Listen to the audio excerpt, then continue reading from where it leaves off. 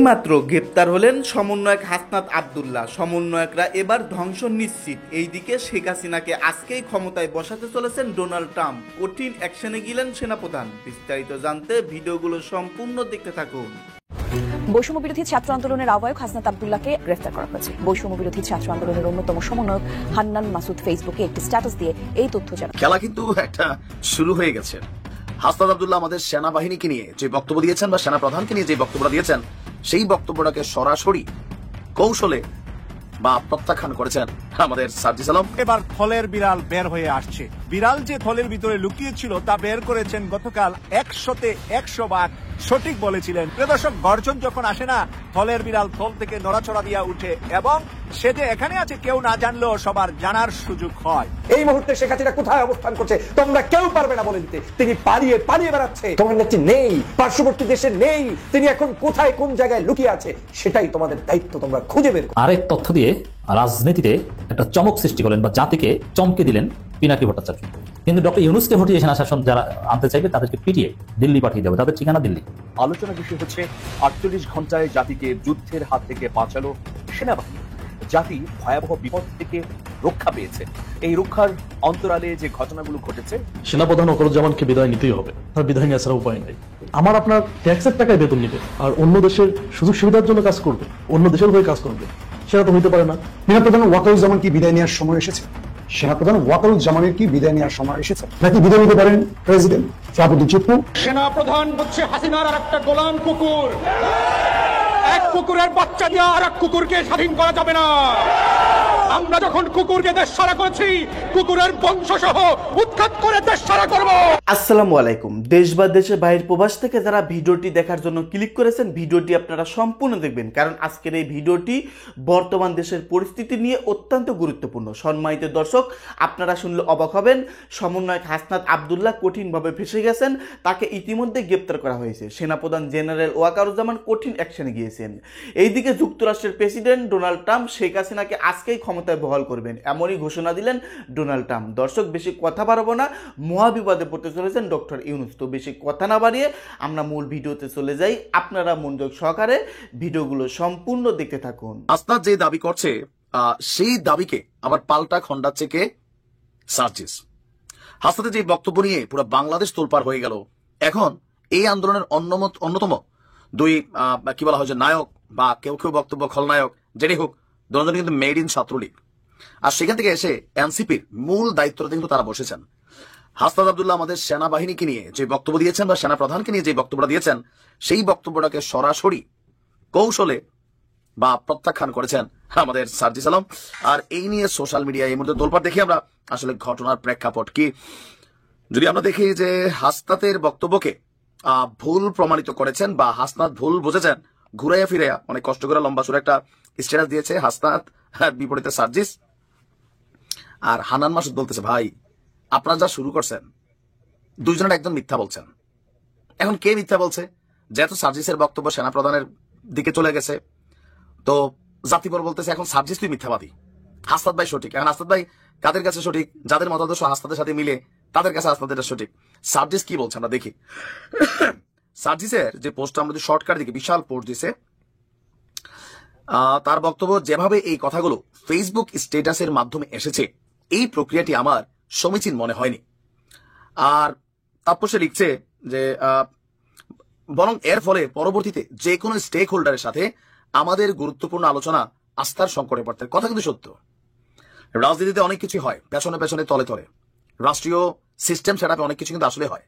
তো এই 2 দিনের আনারি ভাতের কয় অন্য, এদের সাথে যে আলোচনায় বসবে, যারা ওই লেভেলের ক্যারেক্টার রাষ্ট্রকে পরিচালনা করবেন বা অনেক জরুরি বৈঠক থাকে রাজনৈতিক দলগুলোর মাধ্যমে, তো এইসব জায়গায় এইসব পোলাপানের পাত্তা থাকবে আর অস্তিত্ব পাবে, এই কথাটা কিন্তু নাসিরউদ্দিন পাটোয়ারি একই জিনিস বলছে। তারপরে ধরেন সার্জিস ওই জিনিসটাই বুঝাইছে, কারণ আগামী দিন এদেরকে কেউ আর ডাকবে না। কারণ এই যে ডাইকা নিয়ে একটা কথা বলা বা এরা গেলে কোথাও একটা বৈশাখ কথা বলে, সেই কথাগুলো পরক্ষণে আবার সামনে চলে আসে, তো যারা বসে তারা তো বিপদে পড়বে। আচ্ছা, সার্জিস আলম তার পোস্টে লিখেছেন 11ই মার্চ সেনানিবাসে তাদেরকে ডেকে নেওয়া হয়নি, বরঞ্চ তারা নিজেরা গিয়েছেন। তার বক্তব্য হচ্ছে, আমি যদি আপনাদেরকে একটু সার্জিসের স্ট্যাটাসটাকে দেখাই, তার বক্তব্য হচ্ছে, সেদিন আমি এবং হাসনাত সেনা প্রধানের সাথে গিয়ে কথা বলি, আমাদেরকে ডাকা হয় নাই। আমাদের সাথে দলের গুরুত্বপূর্ণ আরেকজন সদস্যরা যাওয়ার কথা ছিল, হতে পারে নাহিদ কারণ এরাই সিন্ডিকেট। কিন্তু যাওয়ার পূর্ব মুহূর্তে ব্যক্তিগত সমস্যার কারণে তিনি যেতে পারেননি। স্পষ্ট করে জানিয়ে রাখি, সেদিন সেনানিবাসে আমাদেরকে ডেকে নেওয়া হয়নি, বরং সেনাপ্রধানের মিলিটারি অ্যাডভাইজারের সাথে যখন প্রয়োজন হতো তখন মেসেজের মাধ্যমে আমাদের কিছু জিজ্ঞাসা উত্তর আদান প্রদান হতো। এখানে লম্বা চূড়া তার বক্তব্য। এরপরে রিফাইন্ড আওয়ামী লীগ নিয়ে তার বক্তব্য হচ্ছে যে হাসনাদের বক্তব্যে যে টপিকগুলো এসেছিল, রিফাইন্ড আওয়ামী লীগ, সাবের হোসেন, শিরিন শারমিন, সোহেল তাজ, এইসব নিয়ে কথা হচ্ছিল, আওয়ামী লীগ ফিরে আসবে কিনা, ইলেকশন নানান কথা ছিল। কিন্তু রিফাইন্ড আওয়ামী লীগকে যেই টোনে হাসনাদ ফেসবুকে উপস্থাপন করেছে, সার্জিস মনে করছে কনভারসেশনটা ততটা এক্সট্রিম ছিল না, তবে অন্য কোন একদিনের চেয়ে অবশ্যই স্ট্রেইট ফরওয়ার্ড এবং সো কনফিডেন্ট ছিল। এখানে নানান বক্তব্য, সার্জিস বারবার হাসনাদের প্রত্যেকটা বক্তব্যকে টুকরো টুকরো করে খণ্ডিত করেছেন। এখন কাটটা সত্য, ঘুমাই পড়ে না। আমি চিন্তা করি যে এরা এই নেতৃত্ব কদিন থাকবে।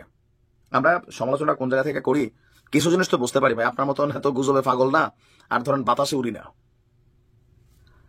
সার্জিস এবং হাসনাত এই দুজনকে উপদেষ্টা পরিষদে যেই প্ল্যানে রাখা হয় নাই, এটা অনেকটা বাস্তবায়ন হচ্ছে, আর এরা বিভিন্ন জায়গার পরামর্শ নিয়ে চলে, এটাও একটা বাস্তবতা।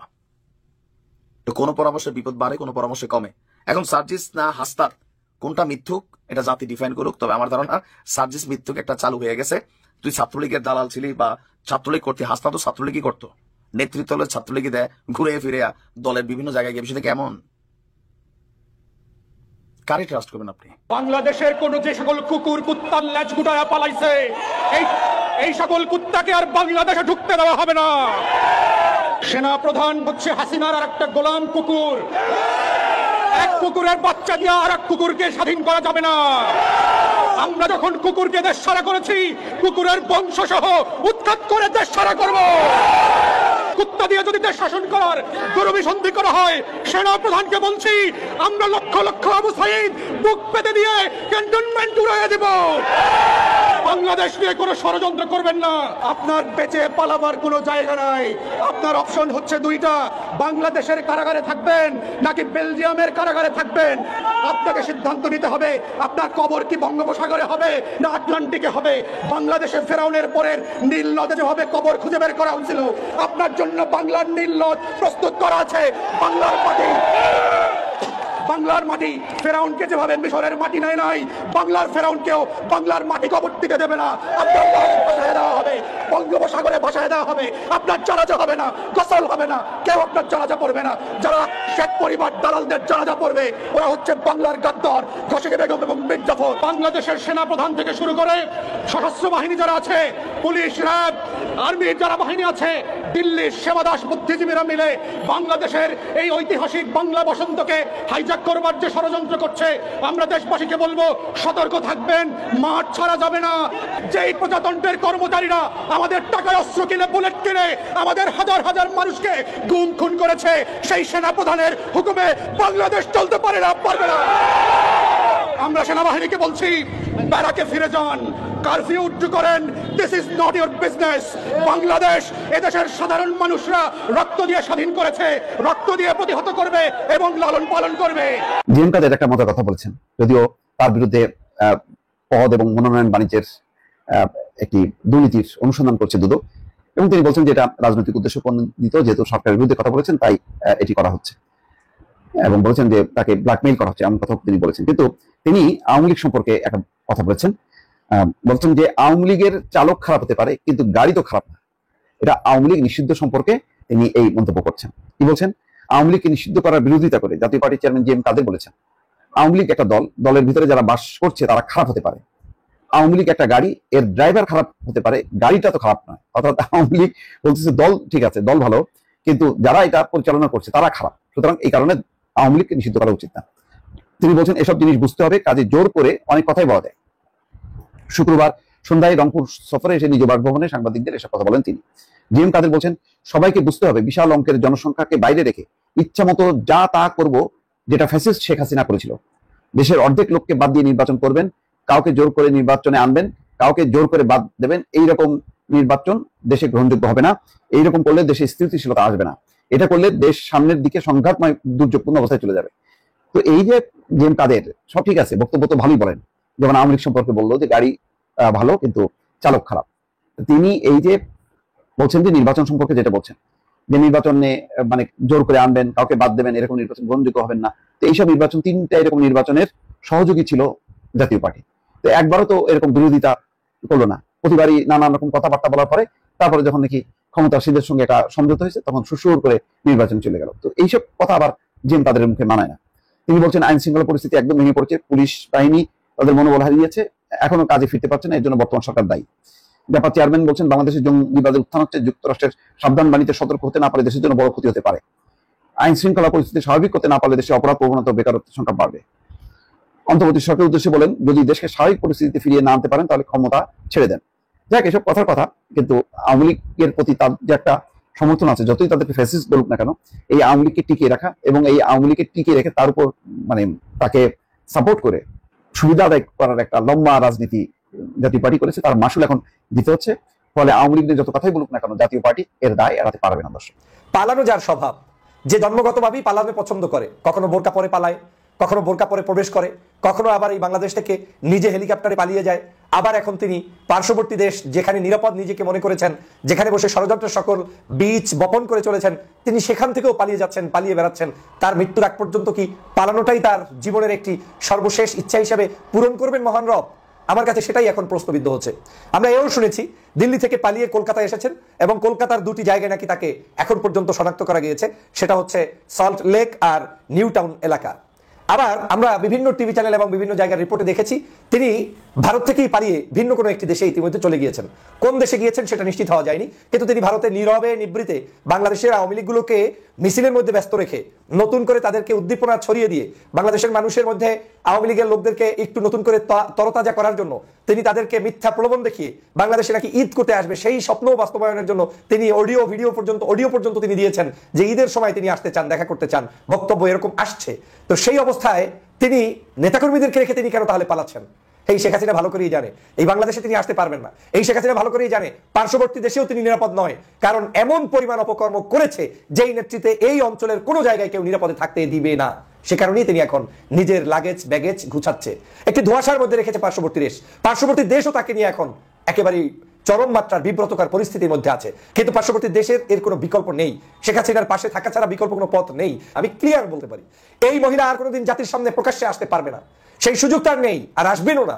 আসার মতো তার স্কোপ নেই, আসার মতো তার ফেস নেই।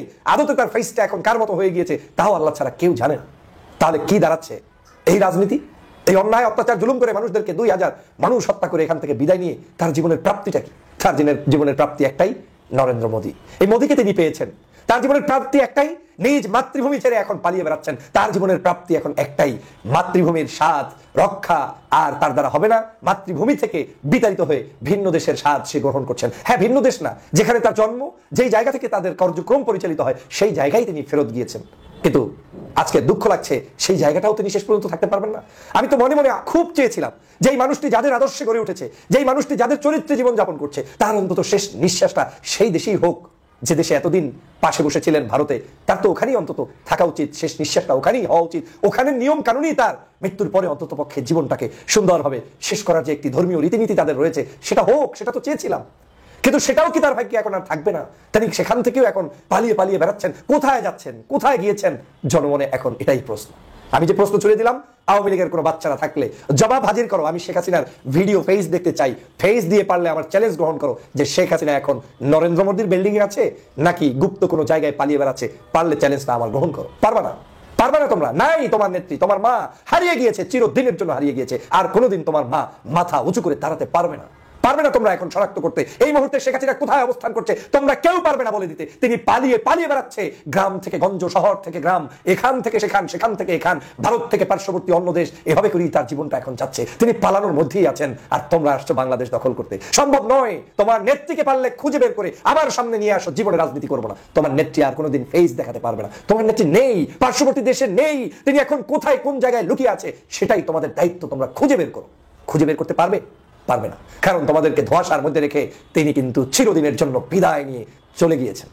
এখন সেই পরপারটা কোথায় খুঁজে বের করতে হবে। কোথায় আছেন সেটাই এখন অনুসন্ধান করতে হবে। আশা করি বাংলাদেশের আওয়ামী লীগের উচ্ছিষ্টভোগী যারা রয়েছেন আপনারা সেই কাজটি সম্পন্ন প্রিয় দর্শক মণ্ডলী, আপনারা বিস্তারিত ভিডিওতে দেখতে পারলেন সমস্ত চাঞ্চল্যকর তথ্য। বর্তমান দেশের অবস্থা, বর্তমান দেশের রাজনৈতিক পরিবেশ খুবই উত্তপ্ত। যে কোনো সময় যে কোনো ঘটনা ঘটে যেতে পারে। প্রিয় দর্শক মণ্ডলী, আমাদের বাংলাদেশে কি হচ্ছে আপনারা সকলেই এই সম্পর্কে অবগত আছেন, নতুন করে কিছুই বলার নেই। প্রিয় দর্শক, বর্তমান দেশের পরিস্থিতি নিয়ে আজকের এই ভিডিওতে বিশেষ প্রতিবেদন আলোচনা শুনতে পারলেন। দর্শক, মহাবিপদে পড়ে গেছেন সমন্বয়কের দল, বিশেষ করে সমন্বয়ক হাসনাত আব্দুল্লাহ। এইদিকে শেখ হাসিনা আবারও ফিরে আসতে চলেছে, আবারও প্রধানমন্ত্রীর রূপেই তিনি ফিরে আসবেন, এমনই ঘোষণা দিয়েছেন ডোনাল্ড ট্রাম্প। এইদিকে শেখ হাসিনা পক্ষ অবস্থান করেছেন আওয়ামী লীগ। দর্শক, এই সম্পর্কে যদি আপনারা কিছু বলতে চান, আপনাদের মূল্যবান মতামত ভিডিওর কমেন্ট বক্সে অবশ্যই লিখে ঝটপট জানিয়ে দিবেন। ভিডিওর সঙ্গে সম্পূর্ণ আকারে থাকার জন্য আপনাদের সবাইকে অসংখ্য ধন্যবাদ। সকলেই ভালো থাকবেন।